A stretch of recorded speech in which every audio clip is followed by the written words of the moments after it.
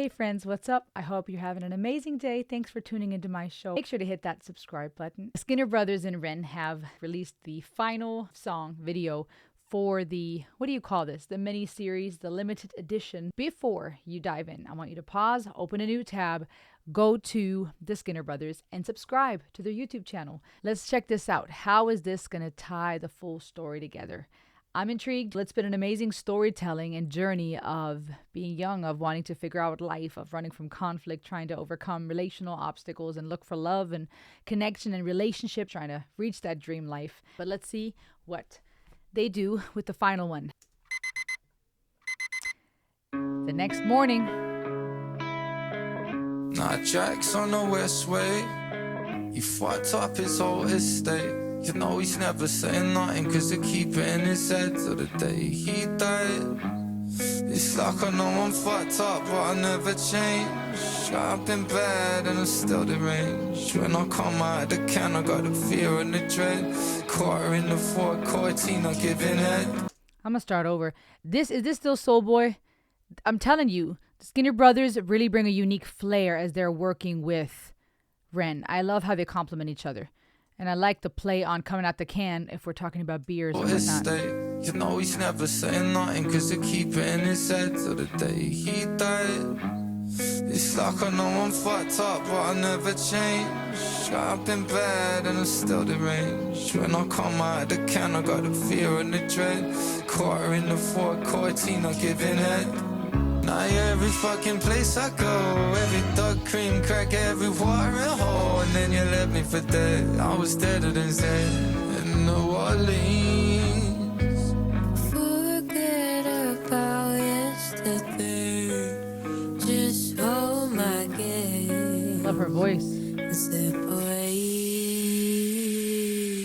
True thirst, but angels can see. Okay.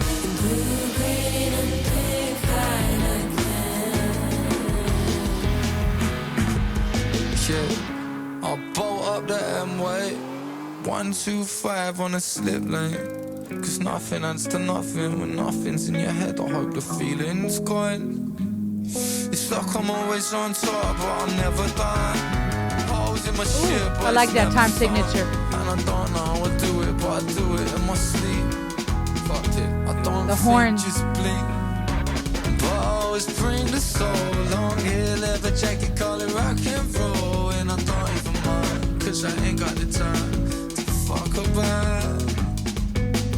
Forget about yesterday. Just hold my gaze and separate. Tired now. Thirst, but angels can see. The blue, green, and pink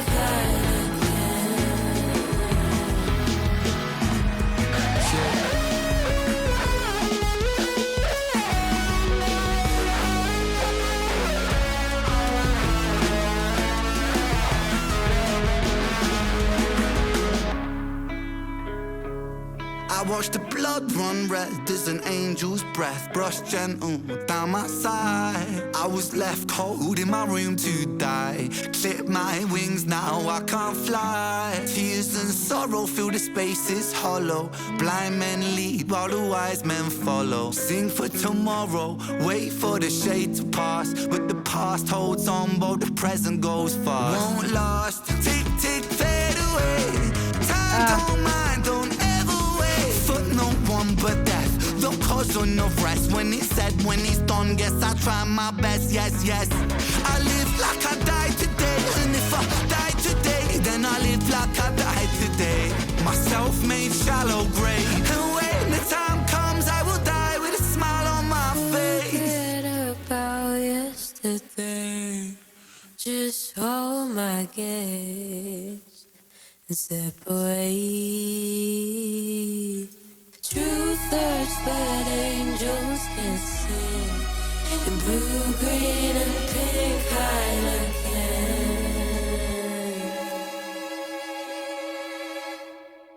Wow. Wow. This is actually really deep, y'all. Don't go yet. We got to talk about this. I absolutely love how various genres and So many nods to different musical influences have weaved its way through this entire project. We had a lot of the drum and bass. We had elements of jazz and funk. We had some rock here. We had reggae. We had such a multi-layered dish. I don't know why I keep talking about food when I'm analyzing and breaking things down. In the various tracks, and the drum and bass has woven its way through every single track. And yet every single track stood alone in its composition and its feeling, the emotion that it was conveying. And before I summarize the whole thing from start to finish, I want to focus on Pink Heineken alone.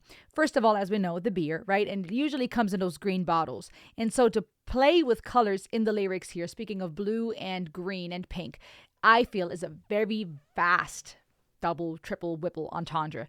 On one hand, obviously it refers to the bottle and to, I'm thinking of broken glass, the different shades of broken glass. It makes me think of beer bottles, of the different colors that those come in. It makes me think of drugs and of the light and the way that it changes how we view things, how we perceive reality. It also makes me think of emotions. When I think of blue, I think of sadness. Green is often a color referred to as about life. Pink often referred to as a reference to love, right? People saying you're wearing your deine rosa-rote Brille, your reddish pink glasses. You're looking at the world through the lens of love. And so talking about this bottle, which is also a nod, in my opinion, to what this journey has been for Ren and the Skinner brothers, that they've taken us on, this journey of hanging out with friends, going to the pub. It really felt like we were there with them. At least to me it did. They did a good job at pulling you in where it wasn't them just telling their story. They pulled you in as if we were out with them all night or for the last 2 days.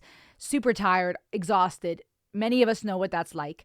And so this color reference of the blue, green, and pink is such a brilliant, poetic thing because there's so many ways we can take it. Speaking about the human emotion, speaking about actual beer, speaking about substances and how they alter our perspectives. That's what I'm hearing here. The musical composition, amazing. Soul Boy, Ren beautifully complementing each other with their voice. Very distinct voices in their own right. Amazing artists, beautiful timbre. Again, subscribe to the Skinner brothers. Let's blow their channel up too, please.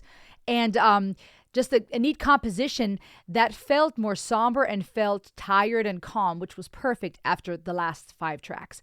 Because we've been on this journey of being with friends, going out, having a good time, living life, dealing with high prices at the gas station or at the corner store, dealing with that longing for the dream life, looking for love and connection, having a good time with our friends, running away from conflict, getting into fights. I mean, it was really this picture of young life. And I think anyone that's living it right now can relate to this. And all of us who have been there, done that, can relate to this. Even just, let's start with the beginning. Even just as they're in the car, we got 4:54 a.m. Back in the day, you went out, especially us in Europe, you're out till 5, 6 a.m. That's how long the clubs were open. It's still such a nod to that young, intense life. At this point, I can't imagine that. I mean, I am exhausted at midnight, 1 or 2 a.m. That already is past my bedtime. But here, just that introduction to continuing that thread of storytelling. We're at 4:54 in the morning now. a.m. I mean, we've been on this journey with them, and we know, many of us know what that's like to have been up all night and the sun is coming up and you're still going. Love the font, love the play on Pink Heineken, 66 Soul, play on Sick Boy and Soul Boy, beautiful. And then the lyrics begin. The composition is sombering. It's beautiful. The sun is rising. It's overcast, though. And the feeling I was getting as I was watching this was that of, yes, I can relate to this. Being up all night, having had a lot of fun. But now somehow comes the crash after. And I don't know about you, but for me, there's this weird feeling you get in that twilight zone when it's not nighttime anymore, but it's also not quite a new day. And you're so tired, you're almost delirious. You've had a good time. You may even savor some of the fun you've had. Maybe there's also a mix of shame because of some of the dumb stuff you've did. But there's this weird sense that I was getting from this scenery, the cinematography well done, the lyrics, the musical composition, that made me feel like that morning after, where you're kind of glad you had a good time, but there's also something that feels empty. Something feels, because now you're back to reality, right? The drugs don't last, the alcohol doesn't last, the people don't last. You got to go home eventually. Everyone's going home, and it feels, depending on what's going on in your real life or what you've been running away from, or why you went partying to begin with now starts resurfacing slowly and fatigued, but it's still there lingering underneath. And I feel like this song just depicts that so well. And it speaks of fear and dread. We're talking about feelings that are not so fun, right? We're not in that romantic, beautiful, pink twinkle lights lit room where there's about to be some magic happening. Maybe not, assuming that's where that last track went. We're not in the house anymore partying with our friends and having a good time, forgetting our problems. We're now talking about dread and fear and having honest conversations between two close friends. We're talking about possible heartbreak, right? Because we're talking about someone that was doing something possibly to someone else in a car, and how he is now everywhere that he goes, every watering hole. What does it say? You left me for dead. So we're switching from party life to an emptiness in the morning. Trucks on the road, people are going to work, life continues, the world keeps spinning. And that fleeting feeling we got for a moment of we're fine. We met someone we like, we're hanging out with their friends, we're forgetting the world, we're living the dream life is fading. People are on the highway, back to reality.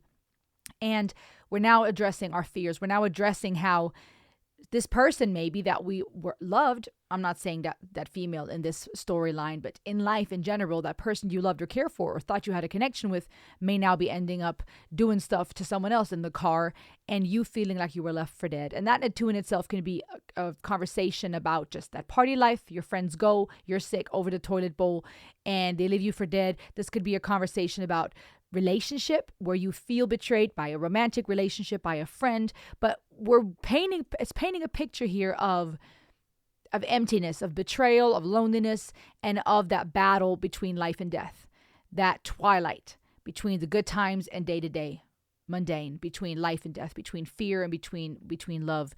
Just hold my gaze and slip away. That longing to somehow arrive. And the chorus was beautiful. What's her face? That girl that was singing, Megan. What was her name? Truth hurts, but angels can sing.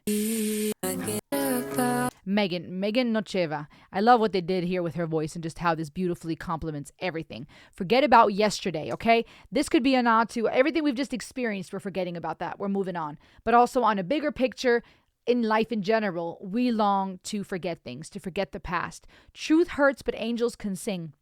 Also, so poetic and beautiful, but another conversation here about that duality we have between the party life at nighttime and the twilight of the new day, the dawn that's breaking, the new responsibility, the new choices, the new emptiness we face. A conversation about life and death and that peace that we long for. A conversation about betrayal and friendship. A conversation about truth and how truth hurts, which is, as the saying goes, but angels can sing. It's really a different contrast here. Usually, we may talk about truth hurts, and then we talk about how truth and love need to go hand in hand. Angels can sing. It's not denying that there's no beauty in this world. We're not denying that there are not beautiful things that angels can sing. But the truth also does hurt. One does coexist with the other. In blue, green, and pink Heineken, the angels are singing in blue, green, and pink Heineken. Such a poetic way of just talking about pretty deep things here.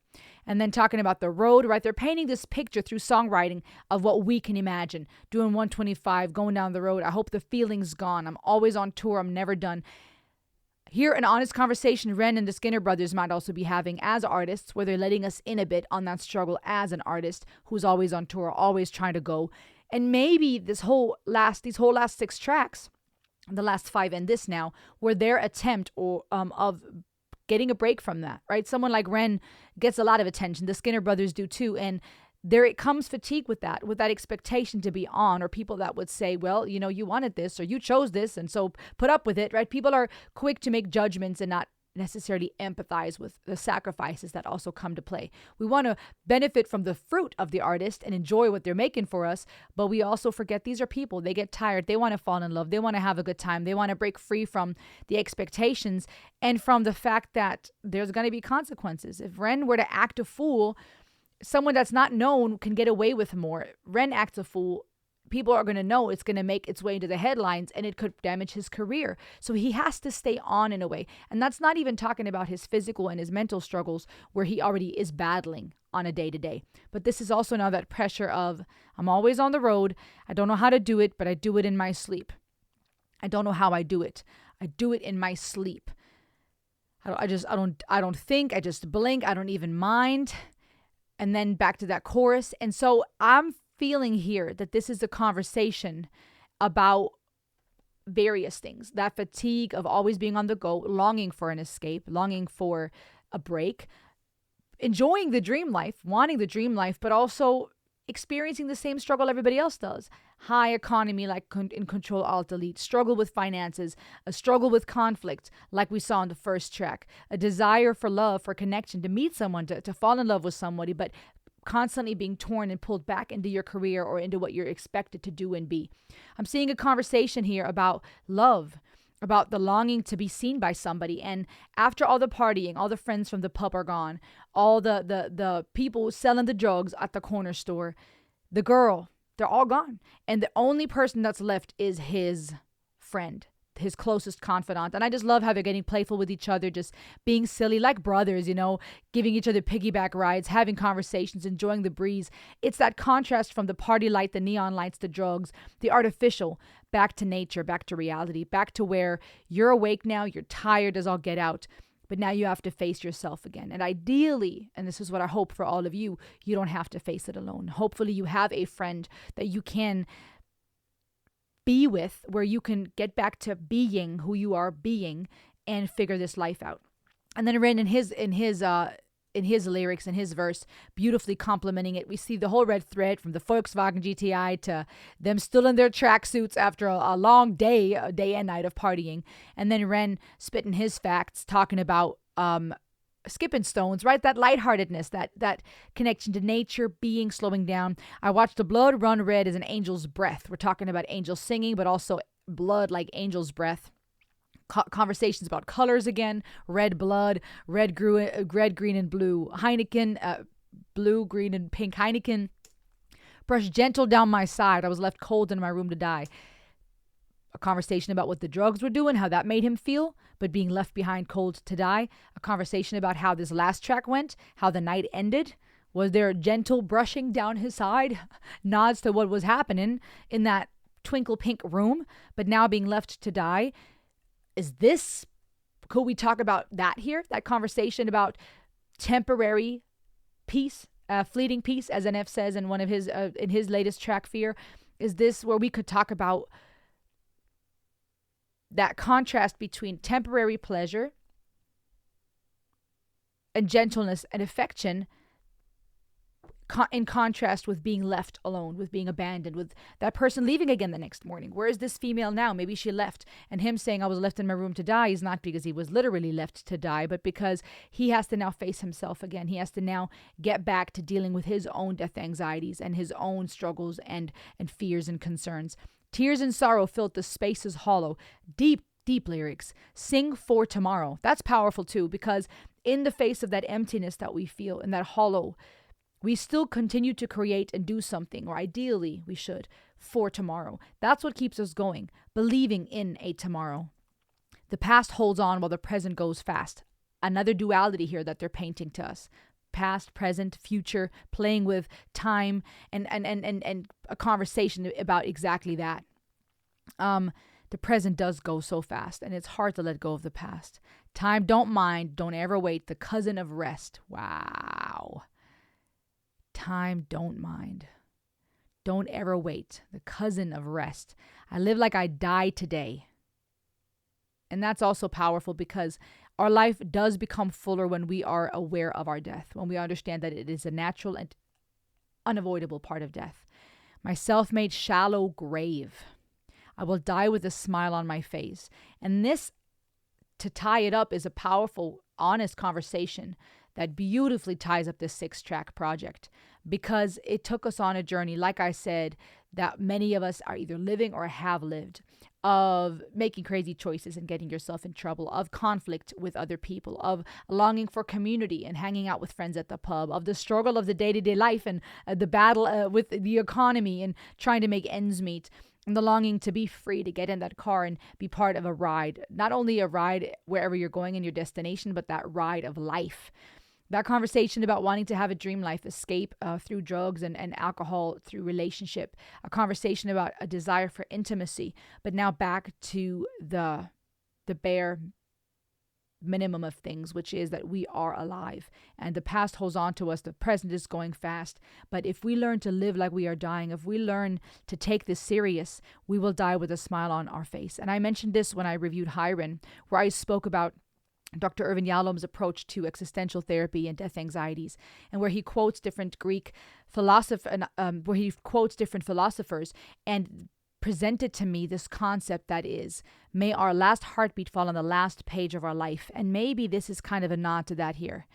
My self-made shallow grave, a self-made grave, right? We dig our own grave in life sometimes with our choices, but also there's that oxymoron here, because you can't dig your own grave, because if you're dead, you can't dig a grave. But in life, we do make this shallow grave. We either self-sabotage, we do things that are harmful to ourselves because we're afraid of dying, because we're afraid of the end, of the unknown, because we're afraid of letting go of pain of the past, because that's who we now think we are. It's so hard, even though we're called human beings, to be. We are so quickly tied down by tying ourselves down, self-made grave, tying ourselves down to what we think makes a man or a woman. This is my identity, or who I'm supposed to be, society's expectations, my name, my age. This is what I should have accomplished at this point. This is what my relationship should have been like. All the shoulda, woulda, couldas. We dig our own grave. We self-sabotage because it's so hard to accept and do the work of going, hey, who am I being right now? And having that freedom to say this is an ever-changing, ever-growing, ever-being thing. It's a present progressive thing. But also understanding that if we live like we die today, not even saying I lived like I'm going to die tomorrow, not future perspective again, because that takes the responsibility off that present moment again, but wording it as so, I live like I die, present tense terms. In the here and now, I am living like I die.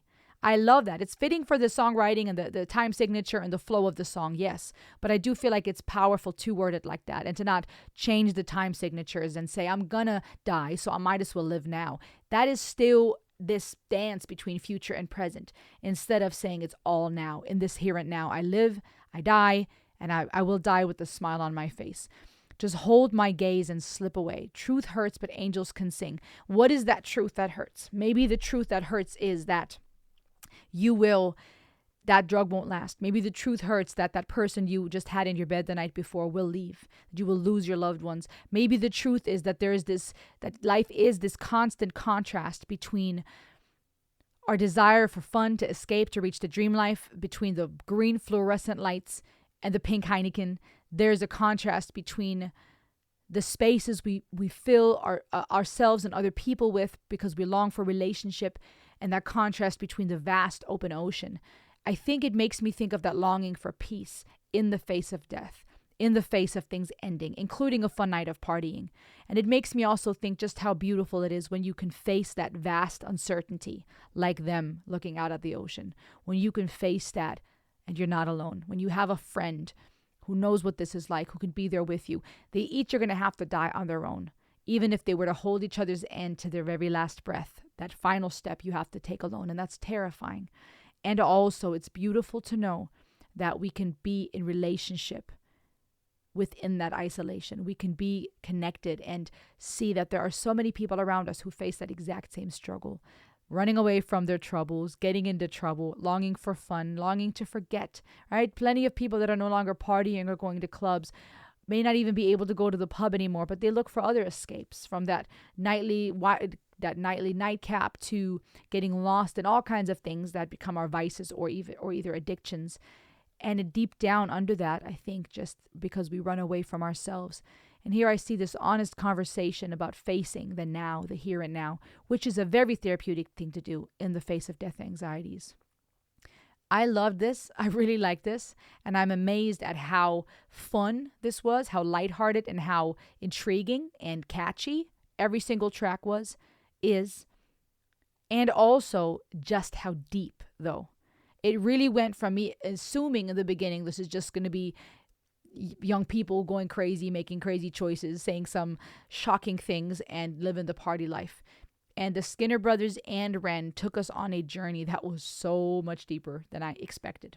I shouldn't be surprised because Ren always goes deep. The Skinner brothers were new to me before this, and I'm so glad I discovered them. Please make sure to subscribe to them. Can we blow up their channel too? I appreciate you guys. Keep dancing in the light, you guys. Your time is now. Breathe. Be. You are loved and you matter. And I'll see you on the next ride. Ayo.